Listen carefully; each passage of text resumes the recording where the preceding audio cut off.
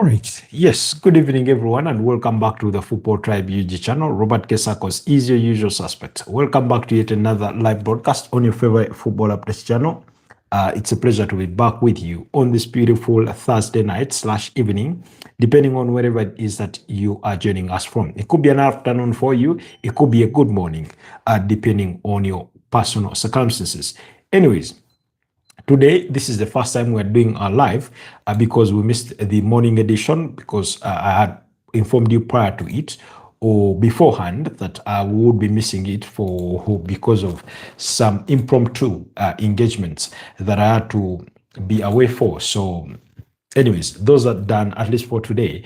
And we are back. Unfortunately, the very first live that I had started, I had to put it to a stop because as soon as we had just started it, I got a phone call that I did not want to involve you guys in. So I decided, let's break it.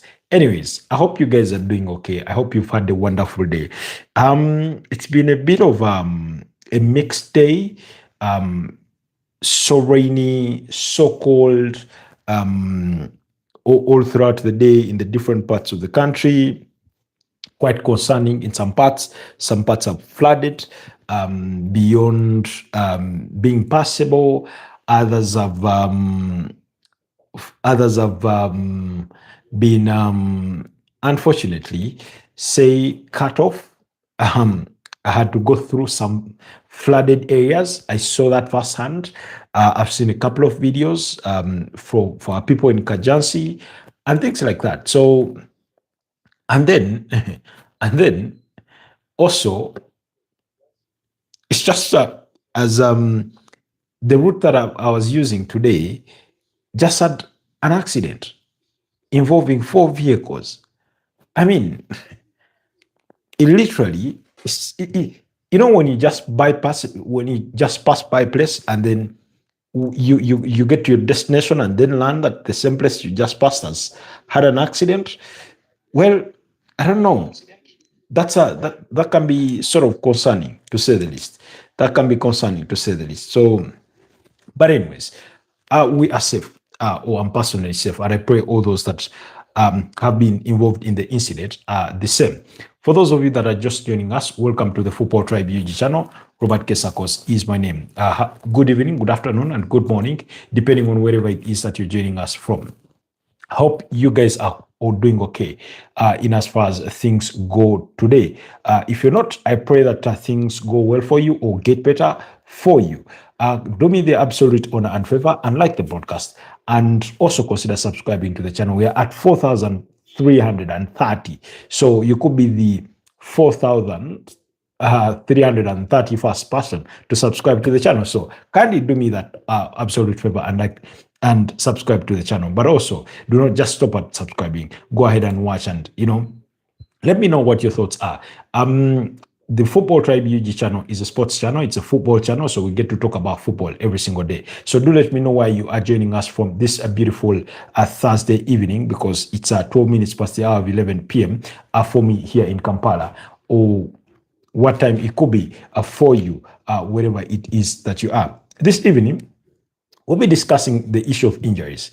And the reason for it is because, unfortunately, in the last couple of days, if not weeks, we've seen a good number of season-ending injuries for key players. And some of these injuries have culminated into players being pronounced that they will miss the World Cup. Now, that's quite unfortunate, I must say, because for a football player, representing their country at the World Cup is sort of like a dream. It's something that every player would want to live. It's a truth or an experience every player would like to share, if possible, in their lifetime, in their career. Now, for some of these players, that's not going to be the case. And whereas I've made reference to the last couple of weeks, for some, it's been more than a month since they've suffered those injuries. And there's a good number of them, and we're going to go through them. In a quick snapshot, those that come off my fingertips are Rodrigo Goes, at Real Madrid. He suffered a knee injury and was ruled out for the remainder of the season, and subsequently won't be available for Brazil's selection for the World Cup.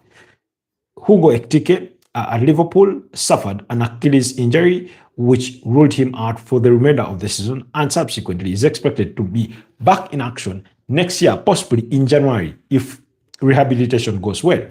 And therefore, it means he won't be part of France's World Cup squad. Then, in addition to that, hi Adash, good evening to you, my brother. Good to have you back on the podcast.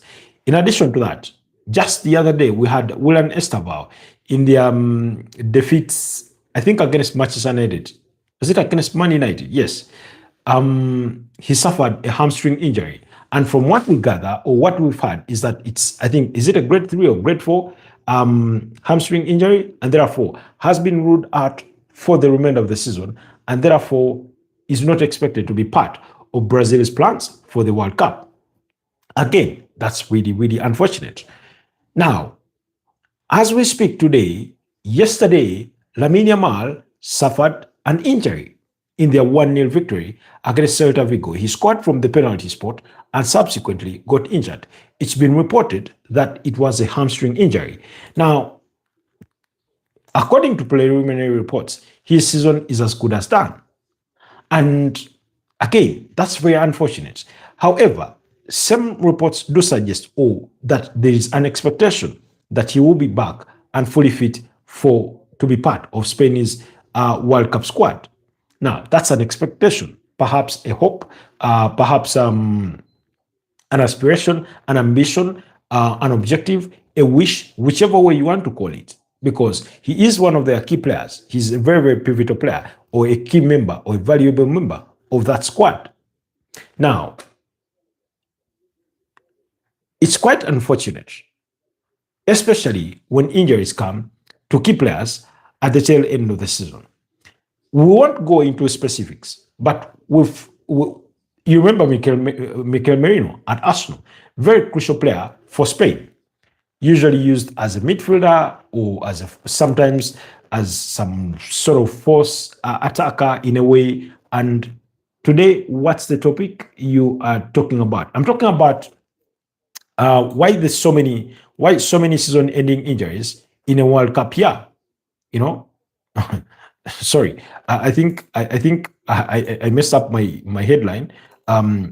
Instead of World Cup, I wrote World Cup.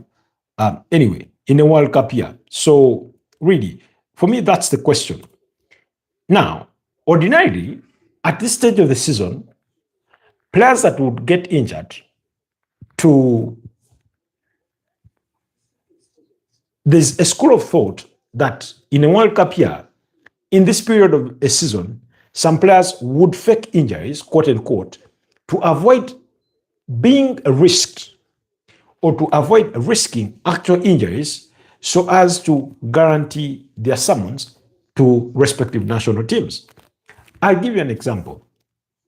And I do not mean to say this is the case. Take the example of, let's say, Bukayo Saka or Jordan Pickford. We're talking about two players who are more or less guaranteed a place in the England squad with about 5 games left to play in the Premier League, and possibly let's say for Jordan Pickford, no game in any other competition. Let's say he fakes a shoulder injury to say, I'm feeling an issue.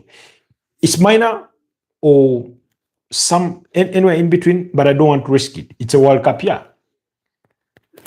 So he fakes the injury maybe for 2 weeks or 3 weeks. By 3 weeks' time, by the time you're through 3 weeks, that means you have only 2 games left in the season.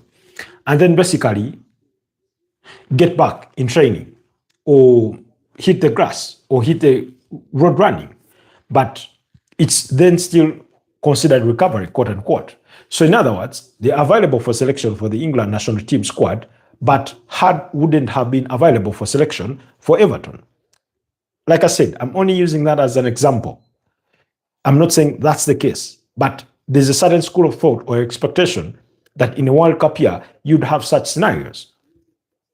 Unfortunately, or contrary to that, what you're having are crucial players suffering season-ending injuries in a World Cup year. We know that at the tail end of the season, there's very little time or very limited time between between the World Cup kickoff and the end of the season. So, I mean, you would sort of understand where I'm coming from with this. I'll give you an example. Within Europe, the season climaxes with the UEFA Champions League final slated to be played on the 30th of May at the Puskás Arena in Budapest, Hungary. Now, the World Cup is expected to kick off on the 11th of June, 2026. That means approximately 11 after the official end of the season. But then again, for better case scenario, or let's for 1 second omit the UEFA Champions League. Let's not look at the UEFA Champions League as, let's say, the final game. Because that's a European competition. But like I said, it's a European season. That's what I looked at. Ordinarily, the Premier League season, for example, will climax on the 24th of May, 2026. That's approximately, let's see, 6, 7, about 2 weeks and 2 or 3 days prior to the kickoff of the World Cup. In other words, the point I'm trying to make that there's very little time between the actual end of a season and the start of the World Cup. Now remember, prior to the World Cup, international teams of respective countries organize training camps or preparation camps ahead of the World Cup itself. And usually, in that case, you have countries playing some friendly games. These are not international friendlies, but self-invitational friendlies to say, for example, let's say England could choose to invite a Cameroon for a friendly. Let's say if they have an African team in their group, they could invite, let's say, Costa Rica for a friendly, as a test game in preparation for the World Cup. So, ordinarily, you have slightly over 2 weeks before the kickoff of the World Cup, officially. Of course, for some countries, depending on what group they are in, their match day one fixture could come in later days.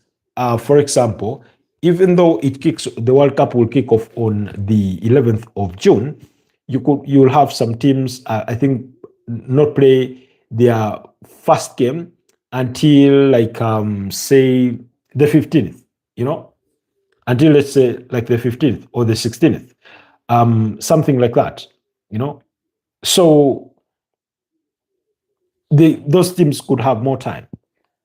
In other words, if there's room for recovery post a season, that means there's very little time accommodated to these players. But also, there's very little time for preparation. Therefore, you must come out of the season already fit. Of course, you've been playing the entire season, so you believe to be fit. Adash says injury is all about how to maintain a disciplined life. I have a question to all the players, how well they manage their personal and professional life. Well, I think you raise a pertinent issue, or you raise a critical issue.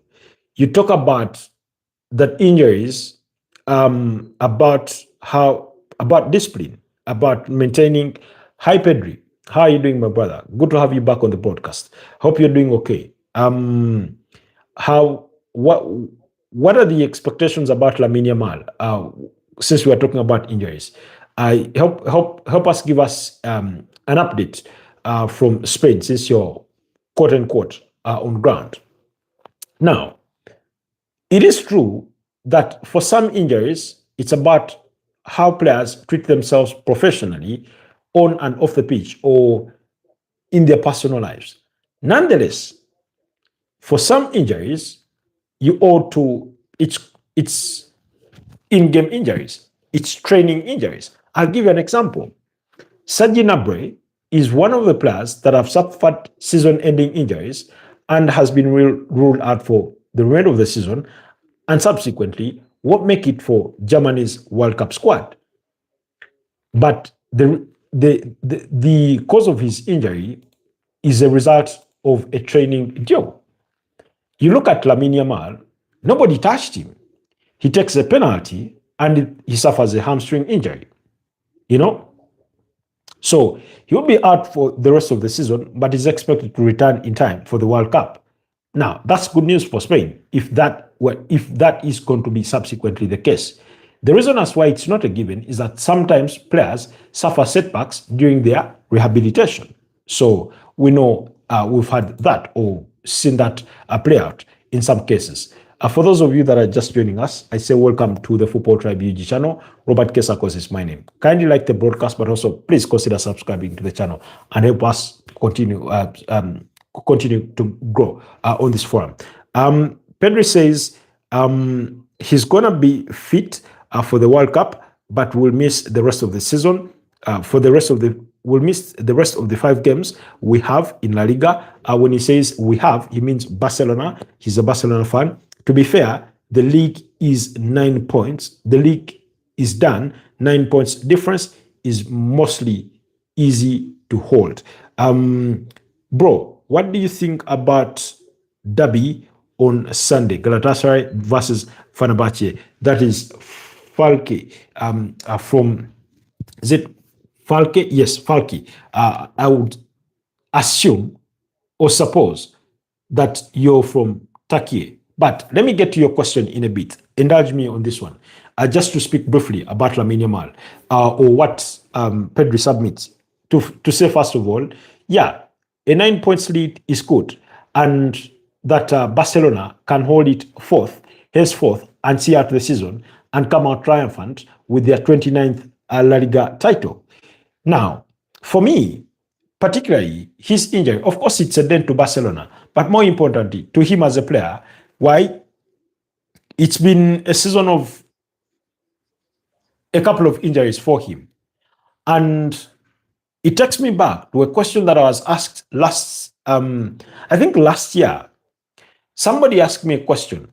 What does Lamine Yamal need to do to be one of the greatest players ever?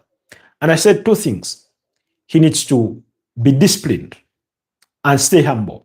But more importantly, he also needs to stay fit and have luck with injuries. In other words, avoid injuries. Because one of the hallmarks of a brilliant player or an exceptional player is their availability.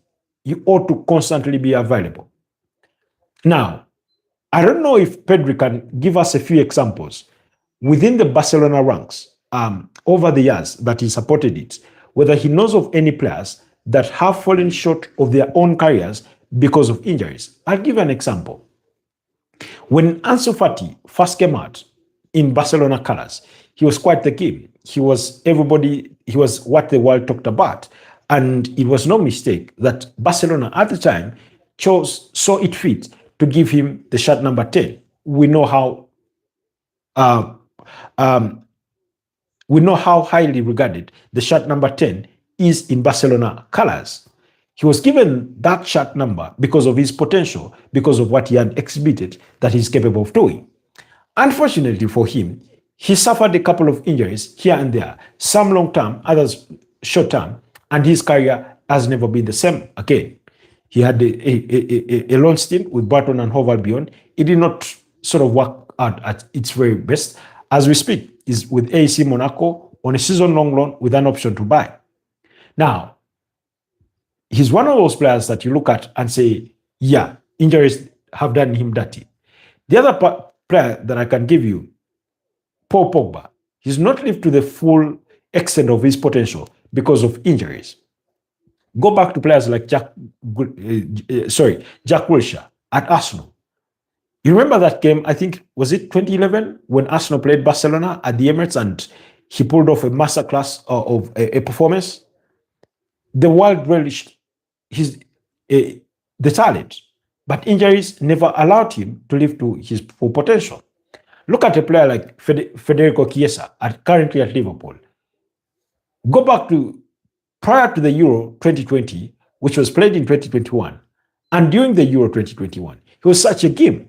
But because of injuries, he's not fulfilled his full potential. Another example, go back to two players in Nicole Zaniolo and Lorenzo Pellegrini. Those two players, while at AC Roma, suffered anterior cruciate ligament injuries at different points. There's such prospects of talent that they've not lived to their full potential. So that list is long. Obviously, I cannot, but at least those examples will tell you what I mean. So for Lamine Yamal, he would have loved to see to end the season. One, the more he plays, the more he adds to his numbers in terms of goals and assists and overall team contribution. And we know how highly he's regarded. He's, I think, present day, and I stand to be corrected, Pedri, if that's not the case. But from where I'm standing or from where I'm seated, looking in towards Barcelona, he is one of the faces, if not the face, of Barcelona as a club. Forget Spanish football, but Barcelona as a club. And then at the Spanish national team, he is also one of those faces. Now, I don't know, because even Rodri, who, by the way, has a Ballon d'Or, I do not think he's one of the most rich. I do not think that present day he's as written about much as is Lamine Yamal in respect with the Spanish national team. Now, first of all, the Spanish national team in its composition is not laden with so many stars in terms of individual brands. For example, you have players like Martin Zubimendi, Mikel Oyarzabal, Mikel Merino, Marco Correa, Unai Simon, David Villa, Joan Garcia, etc., etc. You know, Neco Williams, those kinds of players. But their individual branding or brands are not that shouting of stars, the likes that I would say Bukayo Saka, Cristiano Ronaldo, Lionel Messi, Harry Kane, Declan Rice, Jude Bellingham, Kylian Mbappe, Vinicius Junior, in terms of the sort of big brands, you know. So there's that.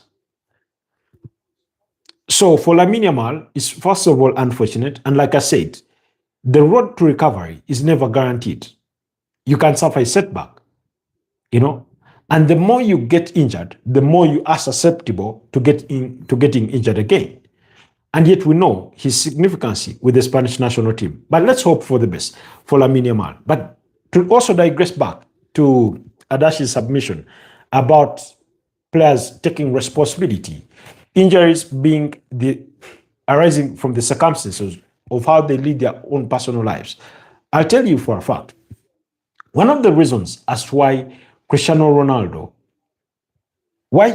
particularly why his career has not been laden with so many injuries, is because of how he treats or how he takes care of himself. Getting sufficient sleep, doing his gym work, physio, etc., etc., and pushing the limits. You know, how he generally takes care of himself as an athlete, minding what he eats, etc., etc. That's true. So I think when it comes to injuries, I do not want to think it's a shared responsibility. I would want to think that there's a good percentage of it that falls to the individual self of a player, but there are also things beyond their own control. I'll give an example. Lamine Yamal's hamstring injury, I do not think there's anything he would have done to prevent that, because it comes in a moment of taking a penalty. Is it the way he struck the ball that caused the injury? I wouldn't want to believe so. He barely celebrated his goal, so we cannot put it on that. And then we go back to Rodrigo Goes' knee injury. Same story. Look at Eder Militao. He suffered a muscular injury in that victory against Deportivo Alves. At the time when he suffered that muscular injury, nobody touched him. You know, go back to Hugo Ekitike's Achilles injury. Nobody touched him. So it's not a contact injury. But then we also know for a fact that they are contact injuries. You know, so you say injury means a mental and physical fatigue. Now, I'm going to disagree with you on that one, Adash. Mental and physical, okay. Mental fatigue is one thing. Put it on the side. Physical fatigue, that can be a cause. Or it could mean that. But also, some players are just unlucky. We're talking about players who have not played so many games or so many minutes, and yet they come onto the pitch, and a couple of minutes in, or after 1 or 2 games, they are injured again. I'll give you an example. At Arsenal, Martin Odegaard has suffered at least 5 injuries this season, if a knock is anything to be counted as an injury. But you cannot blame it on physical fatigue in as far as this season is concerned, unless it's a recurrency from seasons gone by. Look at Bukayo Saka. You know, so there's an element of that. Like I said, some are contact injuries. You know, somebody stamps your foot, somebody comes in with a hard tackle, and you're out injured. You know, you're out injured. Okay, Falky, bro, what do you think about Fenerbahce Sunday's derby, Fenerbahce Galatasaray? First of all, I want to say this. Even though I do not consume as much, if any, Turkish football as possible, I do not think that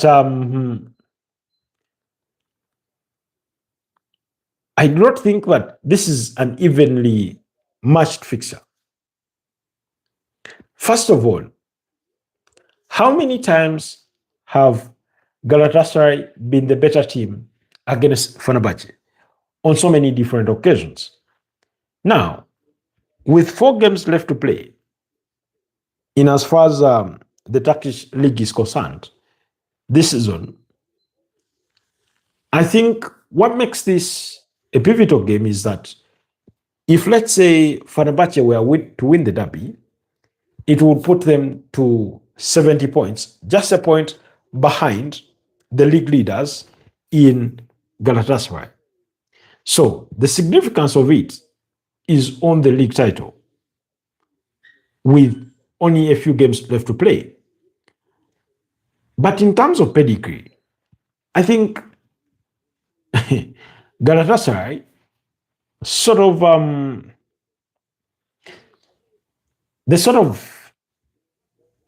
enjoy the bragging rights over this fixture.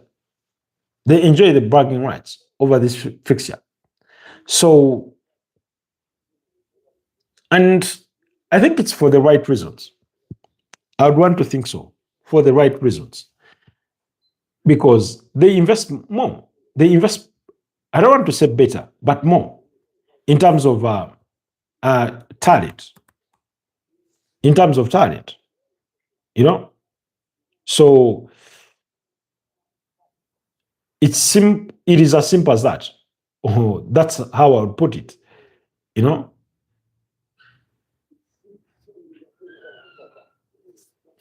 I'd simply put it as that. But I hope that answers your question. I hope that answers your question.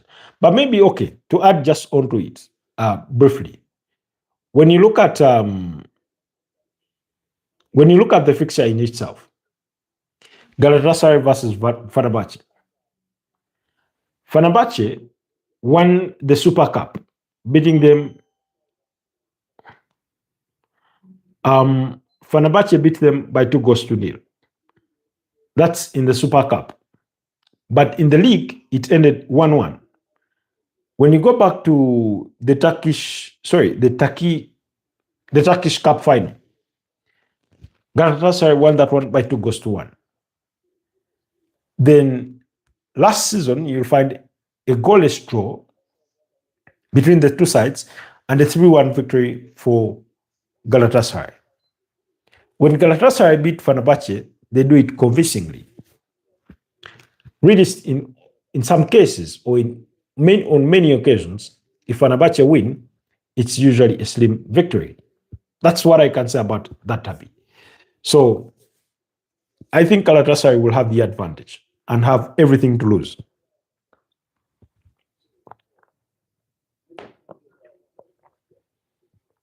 In as far as the fixture itself is concerned. Okay, allow me to digress back.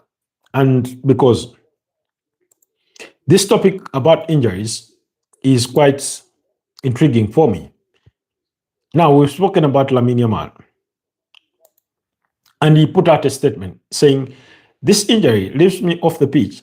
At the moment, I wanted to be there the most, and it hurts more than I can explain. It hurts not being able to fight alongside my teammates, not being able to help when the team needs me. But I believe in them, and I know they are going to give their all." Now, as if that's not enough, okay, Lamine Yamal to the side. Barcelona's Joan Hernandez also suffered an anterior cruciate ligament injury. He's not part of Spain's World Cup thoughts. So park that to the side. You go back to Eder Militao. And he also suffered an injury. It's a muscular injury. But it's not just him. His season with Real Madrid is almost over after suffering that muscular injury in the biceps or in the biceps femoris. That's according to Fabrizio Romano. He will focus on returning just in time for the World Cup for Brazil. Now, the same applies to Arda Güler. Arda Güler, I think, would really, really contend highly for Real Madrid's player of the season because he did well under Xabi Alonso. It's taken him a bit of time, but he had seemed to catch up under Alvaro Arbeloa.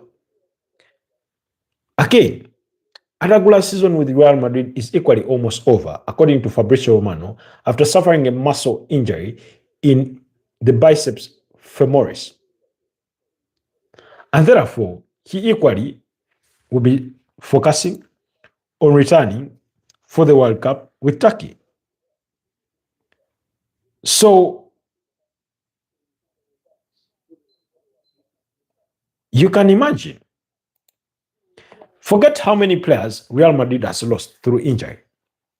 That's for this season. Because, okay, maybe we can have a quick recap of them.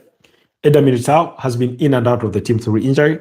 Add Arda Güler to the list. Thibaut Courtois to the list. Alexander Trent-Arnold has been in and out of the team through injury. Tchouaméni, Camavinga. I mean, literally every Real Madrid player has tested an injury. That's why this season, including the formidable Kylian Mbappe.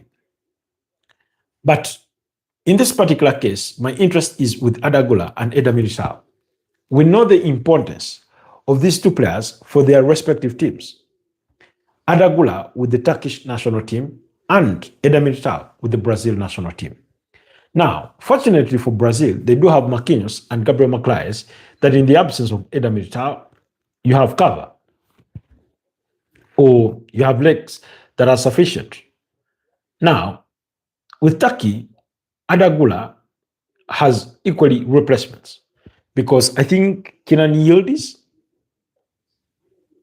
could be one of those.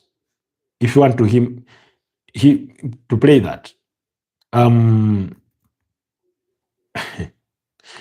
If you want him to play that for you, he can sort of he can fill the void for you but still he's a bit of a different mold from Adagula. He's doing tremendously well this season in the Italian Serie A. 32 games played, 10 goals and 6 assists. And it sort of reminds you why there's a lot of chatter about his name in regards to interest from some of Europe's top giants, you know.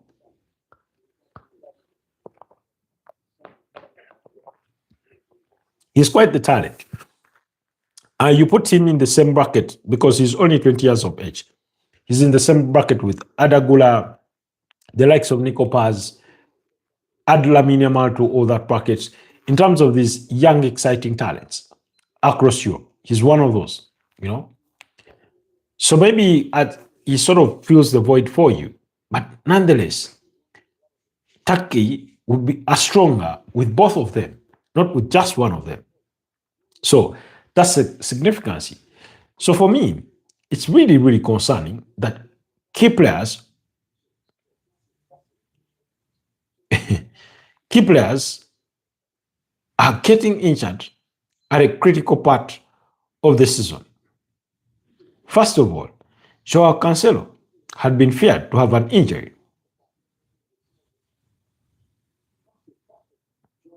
You know, so remember Gavi? Gavi is one of Barcelona's most exciting talents, but injuries have done a number on him. And therefore, his consistency in terms of availability at the highest level has been wanting.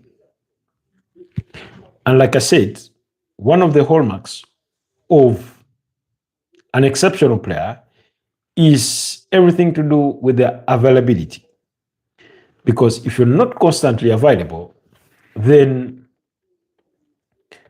we are never going to see how good you are, because you can't show how good you are in one match, but that is a one-off. We want you to be proven over a run of games consistently. So we wait to see how things pan out.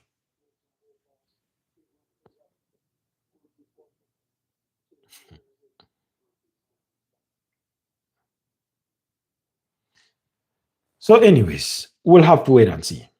And we'll be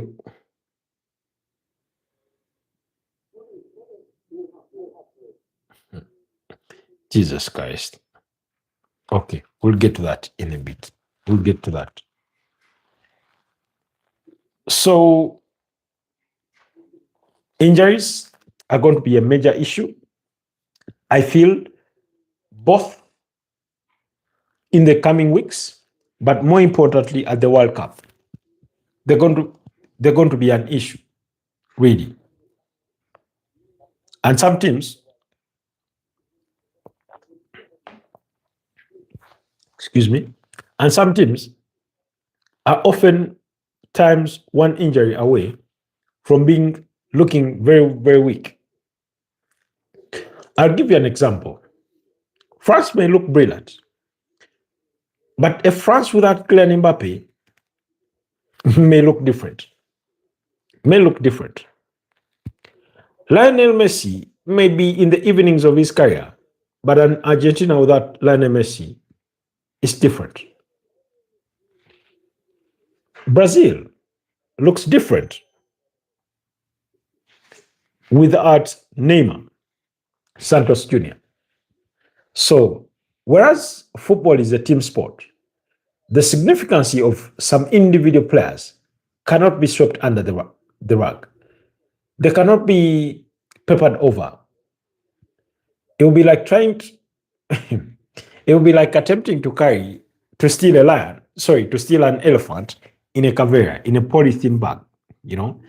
So, anyways, we'll leave that at that. We'll leave that at that. And it is what it is. Guys, what else would you want us to discuss? Because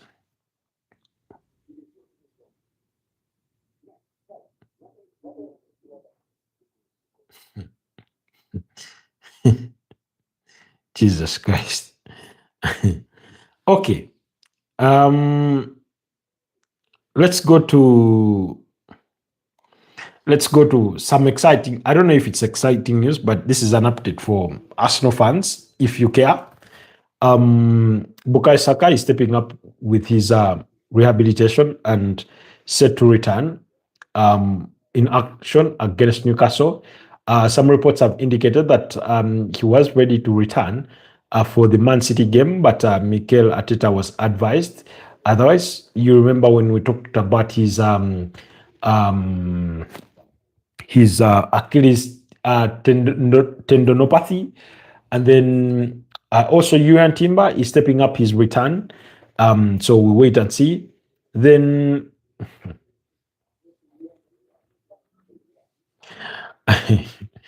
so we wait and see. Okay. Then also Mikel Merino was seen, doing some legwork or doing some doing some rehab, and it's been reported that he could be 2 to 3 weeks away from a potential return. Unfortunately, unfortunately, and the reason that's why I say unfortunately is because I feel he's one of those players that Arsenal have really, really missed. He may not be a regular starter, but he can be the guy that comes off the bench and he scores you that crucial goal that you need in a game. He can be a difference maker in his own right. And the beauty about it, he doesn't only do it with this with Arsenal, but he also replicates that with the Spanish national team. I've seen him score a couple of goals for them, and not just any goals, but very, very important goals. You see, the players that will score for you that crucial goal, let's say you're 0-0 and they'll score to make it 1-0. There are players that will score that goal if it is 1-1, they'll score to make it 2-1. But then also there are players that score bonus goals. You're already winning and then they score the third and the fourth, or the fourth and the fifth, and things like that. So he's one of those players. And for me, I think the most vivid memory I have of his performance was away to Newcastle when Arsenal won there by 2-1. He scored the equalizer. I think it was around the 84th or 86th minute there before Gabriel Magalhaes scored the winner in that one. So, but just to spell out while we talk about Mikel Merino and Arsenal, probably, Doomsday, Pep Guardiola has never lost a league title when he's at the top of the table after match day 33. For those of you that are still having any hope or holding on to any hope that Arsenal could still win it, think about that. Anyway, like it's often said, it is the hope that kills you. If you football fans, I'm sure you will relate to that as much as possible, or you will understand that as much as possible, you'll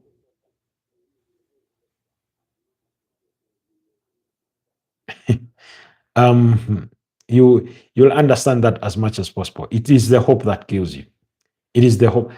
But sometimes hope is all we got in life. That's just about it. You ought to have hope. You ought to have hope. You know? Mm,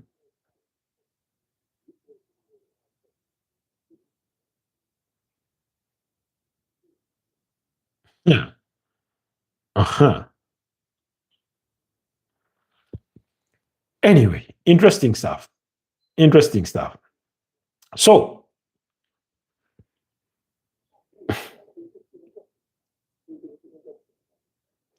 somebody asked me a question yesterday, and this was off of the chart. He asked me, was it the right decision for Chelsea to sack Liam Rossini? And I said, unfortunately, there's no easy answer to that question. Because if results are anything to go by, it was the right decision. But in the interest of Chelsea's project and the interest of time, it doesn't look right. Not because it's not right to part ways with Liam Rasinia as the individual. But it's not right for Chelsea to keep hiring and chopping managers. As much as some of these players are really, really delighted to be at Chelsea and they love the club and they'll do anything for it, you ought to remember that also in the same cohort of players, especially when it comes to players that I, for one, would pass for a spine of the team, I feel like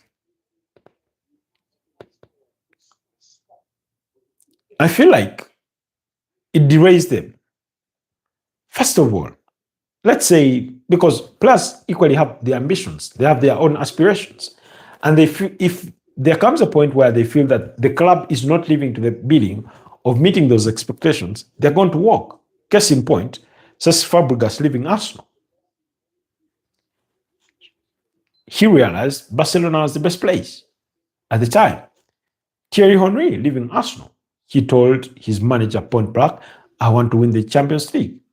And unfortunately, looking inwards at the kind of direction the club is taking, I do not think there's a huge chance of me doing that.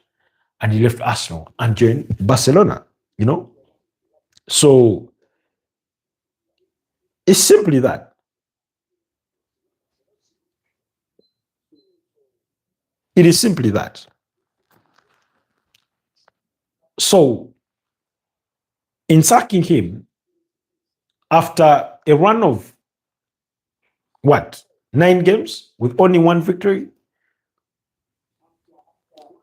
those kinds of results are going to get you sacked, especially at a team like Chelsea, because they have the track record of going through managers like a hot knife in butter. But like I said, and Graham Potter hinted on this, the same way a manager would find it hard if every sort of transfer window you're bringing them a cohort, not just 1, 2, 3, but a whole 4, 5, 6 players to deal with that you think are first team starters. They're constantly having to press their reset button. And the reason as to why I say that is, for example, if let's say you go back and sign as many as 6 players that you think are worthy starters, you're already inside the club. You have this group that knows what the manager wants and how they go about it. And then you have a new group of players that you have to introduce to that sort of system. The sooner they learn the system, the better it is for you. But we all know that not all players learn at the same pace, or not all students learn at the same pace. So then at some point, it's bound to become challenging. When it becomes challenging, then the question becomes, because at big clubs, you must build while winning games. Skyline says, big hugs from London City, UK. It's 9:58 p.m. Hi, Skyline. How are you doing, my brother? Good to have you. Oh, apologies. The reason that's why I called you my brother, because the moment I read Sky or Skyline, I made reference to a gentleman with whom we share the same forum on TikTok when we're talking about matters football. I would want to believe or assume that the two are different.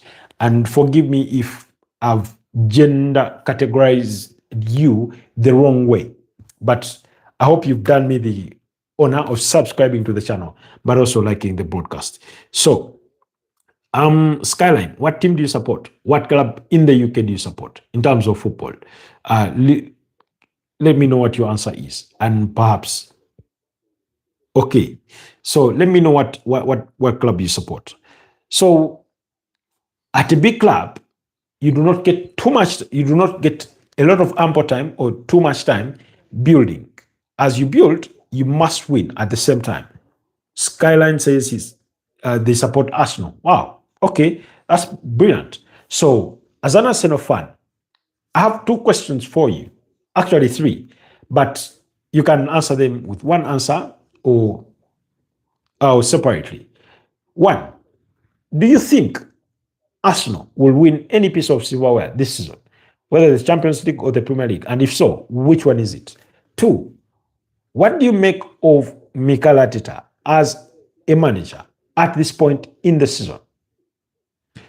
Then three, do you think if Arsenal miss out on a piece of silverware this season, Mikel Arteta should stay on as manager?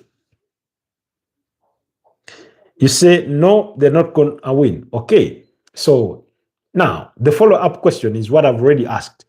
With that as their fate or destiny at the end of the season, do you then think that Mikel Arteta should stay on as manager?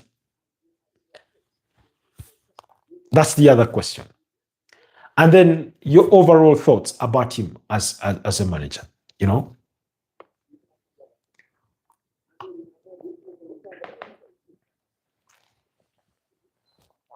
Oh, it's midnight. You say Arsenal is half an hour from your house. Chelsea is half an hour from my house. Tottenham, half an hour from your house. Wow. You must be staying literally at the heart of London. Okay, maybe not at the heart of London, because I know Arsenal, Tottenham, being close in proximity, I know it's called the North London Derby. Therefore, they are in Northern London, not Central London. I'm not particularly sure or privy to where Chelsea are, whether it's West London, East London, North London, South London, Central London. I do not know specifically. But I'd want to assume that makes it easy for you to access games for as long as you, on any given match day, that you can afford a ticket. You're a very well-spoken person. Your English is amazing. Thank you, Skyline. So, you say Sadio Mane or Yaya Toure? Wow. That's a difficult question, but one that I do appreciate. I say this in the spirit of football. First of all, we are comparing apples and oranges. That's the first thing. Both are very good players, perhaps exceptional talents within their own rights, one being a forward or winger or attacker, and the other being an attacking midfielder or a central midfielder. It sounds very unfortunate for me to have to compare the two because of their difference. Usually, I do not appreciate it comparing two players that play different positions. That's why I said it's the case of apples and oranges. But if I had to choose one to be in my team, I'd go with Yaya Toure. I mean, watching Yaya Toure at Manchester City was remarkable. Sadio Mane in that Liverpool squad of Jurgen Klopp, in Liverpool's trio of Firmino, Mane, and Salah, was amazing. But I just feel that overall, in terms of Premier League legacy, Yaya Toure may have it slightly better or higher than Sadio Mane, and that's where I would conclude. But otherwise, I would not put them in the same basket for comparison purposes. You say, I live in the heart of London. Okay, you're correct. All right. So it takes me to but in that particular case, I do not think my opinion is soiled, because sometimes people ask me comparisons about players when my opinion is biased in the sense of my personal preference to a particular player. And I take no offense in that. You know, it's just sometimes the appreciation of knowing or having watched a certain player and appreciating them for what they really, really are, or for what they really, really do well. So it's as simple as that.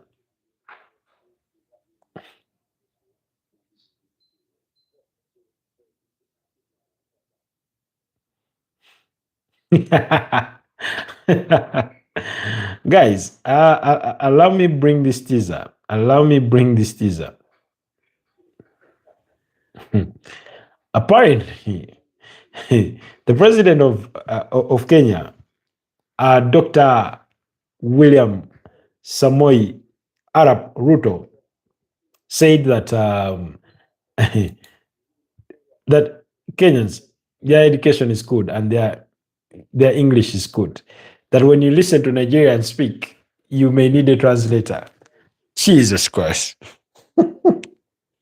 Did you have to take a dig at Nigeria?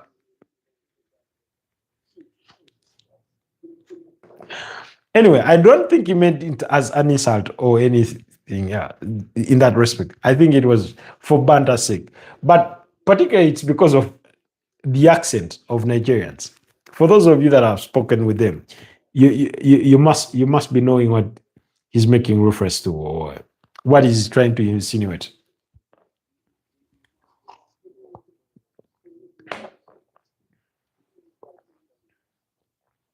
So, anyways, guys, it's been a bit of a long day. It's been a bit of a long day, but just tonight, of course, there've been some games that have been played. Particularly, I think there are some games in the Spanish La Liga and the Italian Serie A. No, Spanish La Liga. Yes, Levante beat up against Sevilla by 2-0. Villarreal and Rio Oviedo is 1-1 as we speak. Rayo Vallecano and Espanyol. Vallecano beat up against Espanyol by 0-0, while in the DFB Pokal semi-final game, Stuttgart and Freiburg is 1-1. That game is into extra time. Speaking of the DFB Pokal Cup, yesterday Bayern Munich beat up against Bayer Leverkusen by 2-0. Harry Kane and Luis Diaz were the goal scorers in that one. I mean, I say what a tremendous season that those two are having. Of course, in addition to them is Michael Olise, but what a tremendous season those two are having. Because you see, it's about the consistency, delivering when it matters the most, delivering at the highest levels. And when you look at some of Luis Diaz's goals or attempts on goal, oh my, you can't constantly help it but wonder how Liverpool got this one wrong, how they let themselves lose a game. Now, I'm one of those who question Bayern Munich's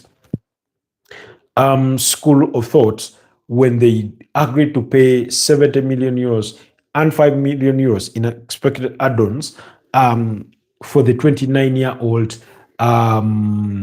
Colombian international.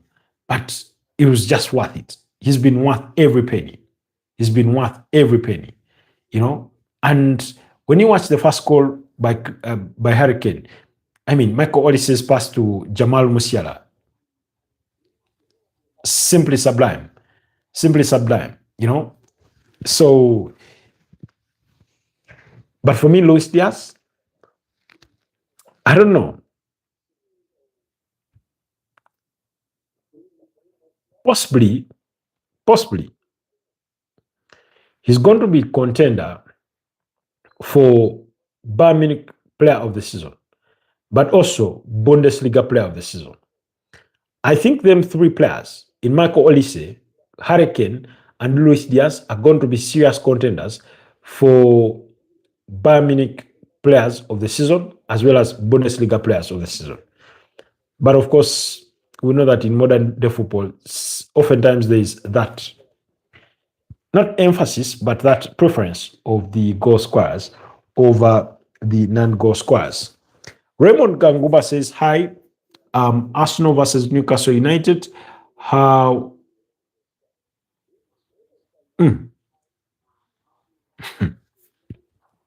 Excuse me. Let me try to read that one a bit closer enough so that I get the right sense of it. You say, hi, Arsenal versus Newcastle, Ed Howe. Same tactics, same formation. Ed Howe should be sacked from Newcastle now. Now, Raymond, I'll say this.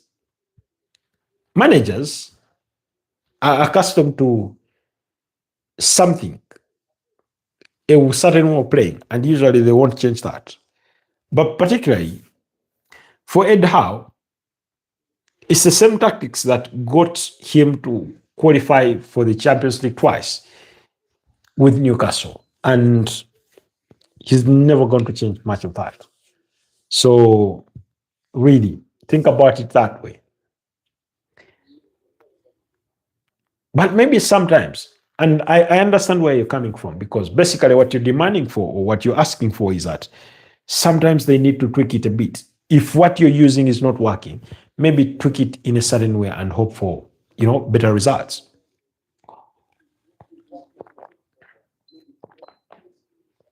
Because also, there's such a thing as often said that doing the same thing over and over again and expecting different results is the definition of insanity.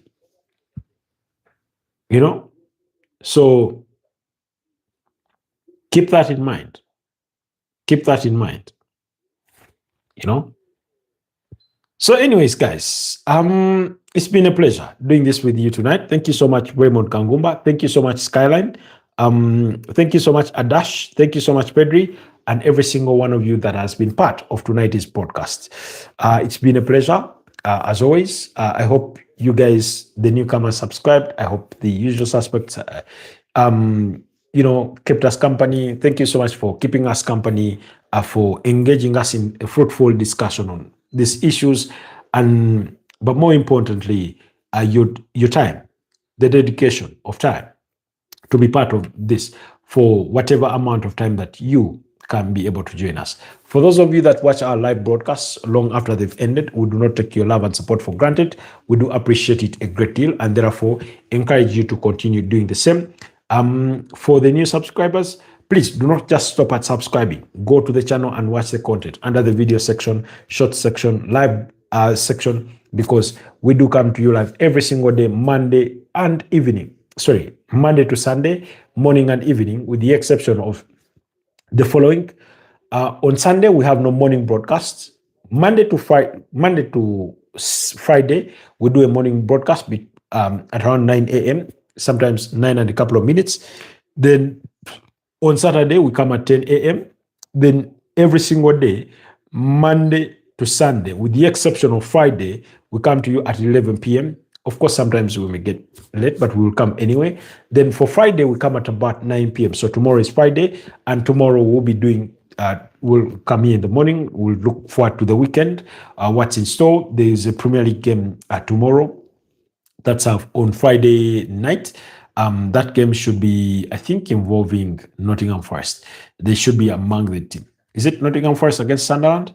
Most probably. So, yeah, we'll be here to talk about those games and among other things. Maybe the one thing I did not find out is who advanced to the finals of the Coppa Italia at the expense. So it's going to be Inter Milan versus Lazio. Lazio won the tie on post-match penalties that proceeded a 1-1 scoreline and a 3-3 aggregate score. So, Jesus Christ. Lazio won the penalty shoot by 2-1. Must go down as one of the most shambolic penalty performances there has ever been in the history of the game. Anyways, allow me to wrap it up here. It's been a long day for me, so I gotta go and put my head down. It's been quite long. Stay blessed, and I'll see you guys next time. Bye-bye for now. It's been a pleasure.